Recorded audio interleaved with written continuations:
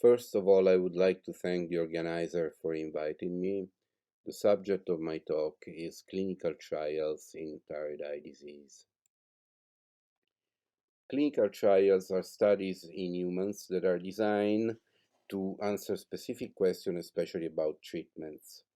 They should be conducted after approval, and they can involve one or more center or in one or more country. They can be sponsored by a company or by the government, and only 10% of them result in approval of the investigated drug. Clinical trials can be observational or interventional, and the last ones are the ones that are more employed in the case of thyroid eye disease because they are designed to investigate new treatments. They can be classified based on their so-called phase, from phase 0 to phase 4, and the features of each phase are depicted in this picture. I won't go too much into detail because of time limits. Concerning TED, or Graves' orbitopathy as we like to call it in Europe, clinical trials are aimed at investigating the efficacy and the safety of novel treatment procedures, and several trials are being conducted in the last few years. For example, according to the European Group on Graves' orbitopathy guidelines, treatment of mild GO can include the selenium supplementation, which is derived from a multicenter clinical trial. The same applies for moderate to severe and active GO, for which UGOGO proposes as the first-line treatment an association between intravenous methylprednisolone and mycophenolate based on a recent randomized clinical trial. Likewise, most of the second-line treatment for GO derive from clinical trials like cyclosporine from old studies, or the association between orbital radiotherapy and oral or intravenous glucocorticoids, teprotumumab, rituximab, or tocilizumab. The recent acquisitions on the pathogenesis of GO have allowed the identification of several molecular targets for drugs, and that are the subjects of several clinical trials that are ongoing or that have been performed lately.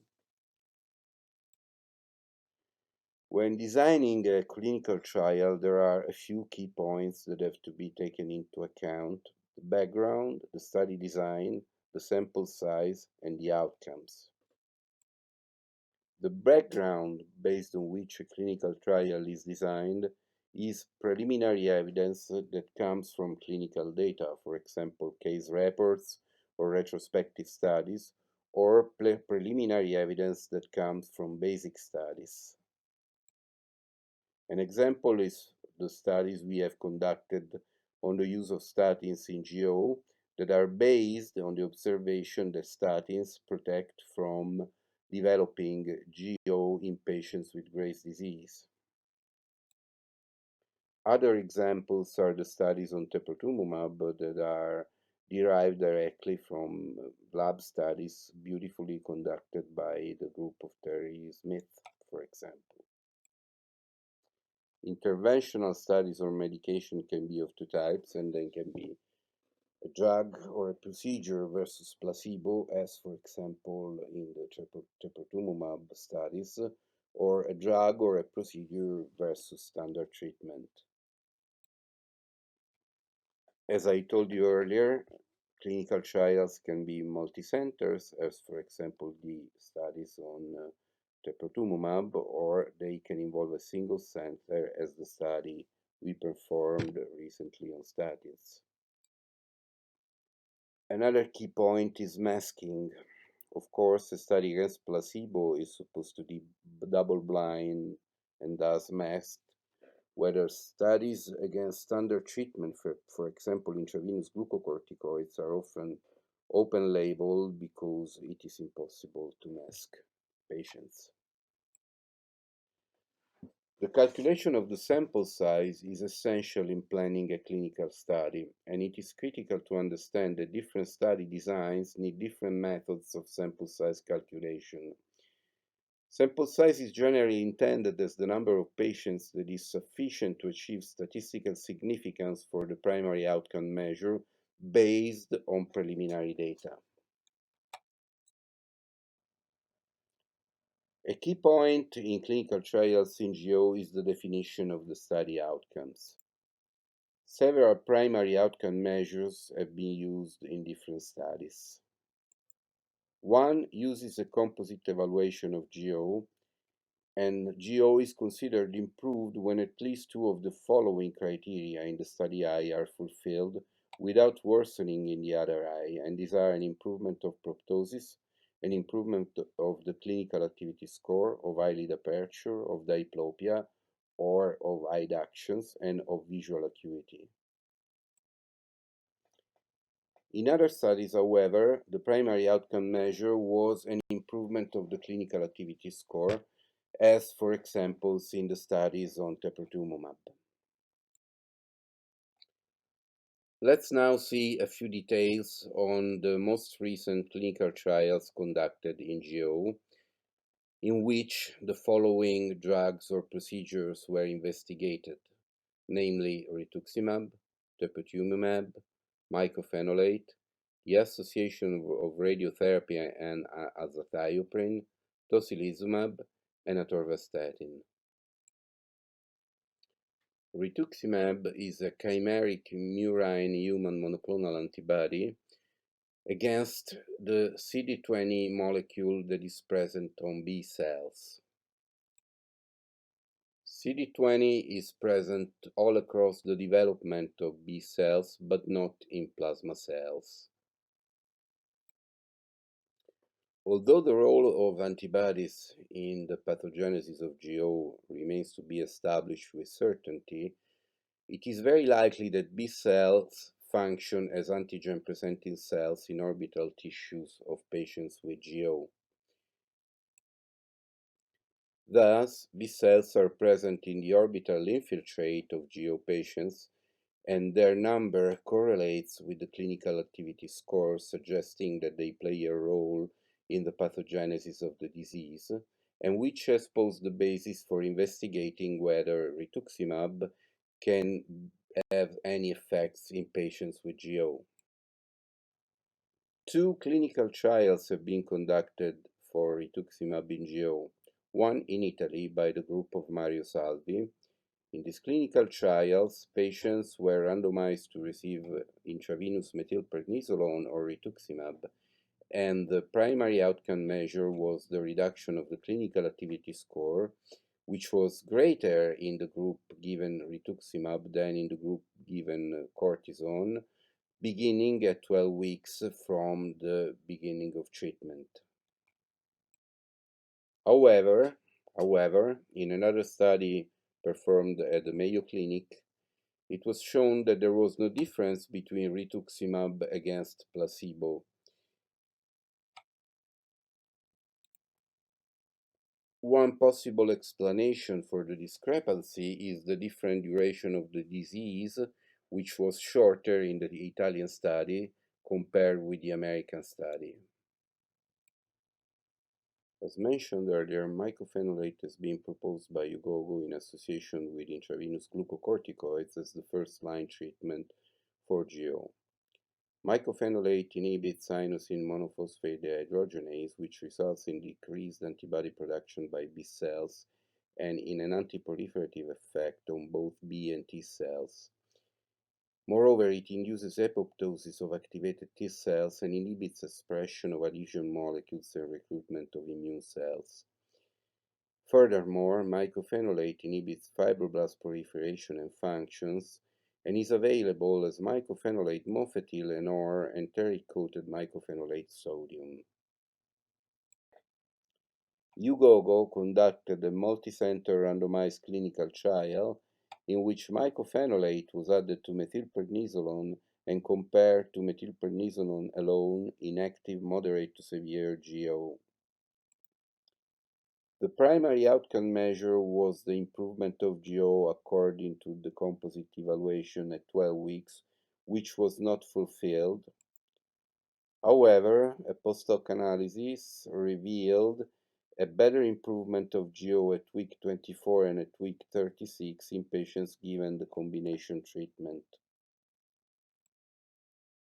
The most important drug which use has been introduced in the clinical practice, at least in the US, is certainly teprotumumab. Teprotumumab is a monoclonal antibody against the IGF-1 receptor, which is physically related in orbital fibroblasts from GO patients with the TSH receptor, and the inhibition of the IGF receptor with a blocking antibody, which is, by the way, teprotumumab, reduces signaling through the TSH receptor. The idea is that IGF-1 receptor and TSH receptor interact to form a complex that is inhibited by a monoclonal blocking antibody against IGF-1 receptor. And this antibody is teprotumumab, which by binding to the IGF-1 receptor blocks the pathway of the activated receptor. Two randomized clinical trials on teprotumumab have been conducted. They were both multicenter, and they were both again placebo, and the results were actually amazing. Treatment with teprotumumab compared with placebo resulted in a marked reduction of proptosis, of the clinical activity score, of the quality of life of patients, which was the case in both trials. Another drug investigated recently is azathioprine. Azathioprine is an antiproliferative agent similar to mycophenolate. In one previous uncontrolled trial, it was found ineffective in GO as a single agent, but observational studies suggested a benefit in combination with low-dose glucocorticoids. The CIRTED study is a multicenter British clinical trial designed to investigate the combination of azathioprine and radiotherapy for GO. Patients were randomized into four groups, one receiving radiotherapy and azathioprine, one receiving sham irradiation and azathioprine, one receiving radiotherapy and placebo, and one receiving sham irradiation and placebo.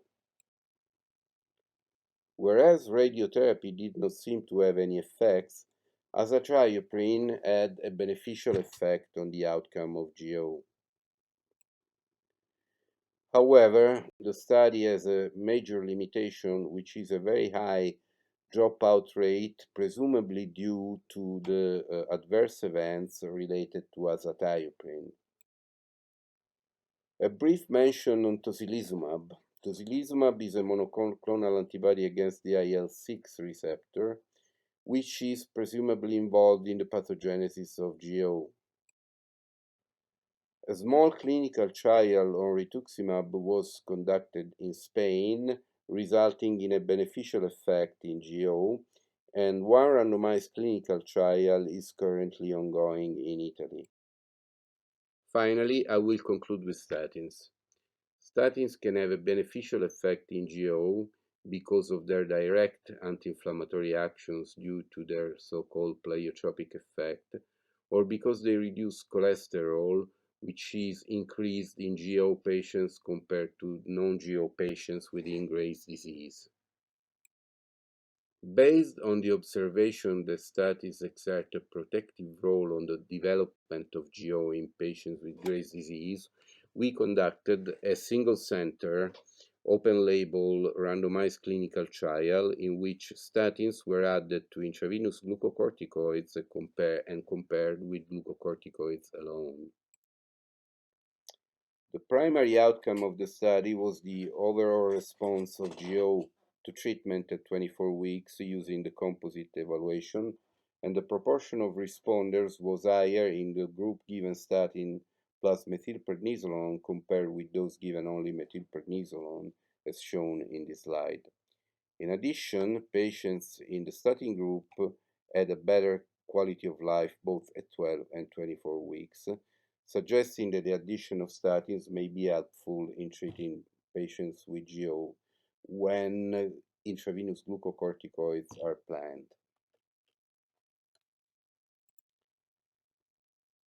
Hoping that more clinical trials will come out in the next few years, I would like to thank all of you for your attention.